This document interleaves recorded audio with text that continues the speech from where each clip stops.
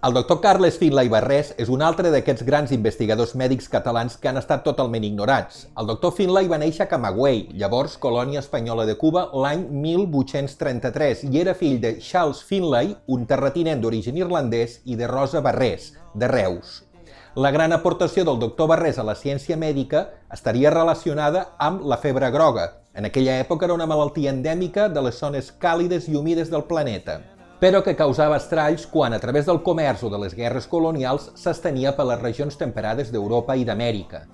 En el decurs dels segles XVIII i XIX s'havien produït epidèmies devastadores de febre groga a la costa est dels Estats Units, Andalusia, a Catalunya i a Anglaterra.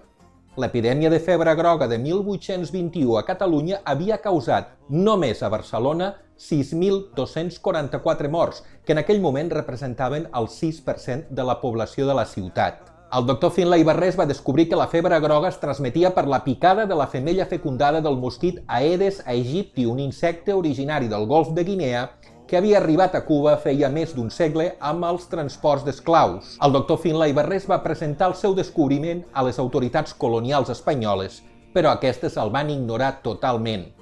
La difusió d'aquell descobriment arribaria 14 anys després, a través de dos metges nord-americans d'origen català. Durant la Tercera Guerra de Cuba, entre 1895 i 1898, els doctors William Gorgas, cirurgià general de l'exèrcit nord-americà, i Rudolf Matas Jordà, professor de la Universitat de Tulane i pare de l'anestèsia epidural, van posar en pràctica les mesures preventives que recomanava Finlay Barrés.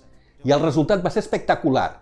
Mentre que la febre groga va massacrar l'exèrcit espanyol, pràcticament no va afectar l'exèrcit nord-americà, i es pot ben dir que el descobriment de Finlay contribuiria poderosament a decidir el resultat d'aquell conflicte.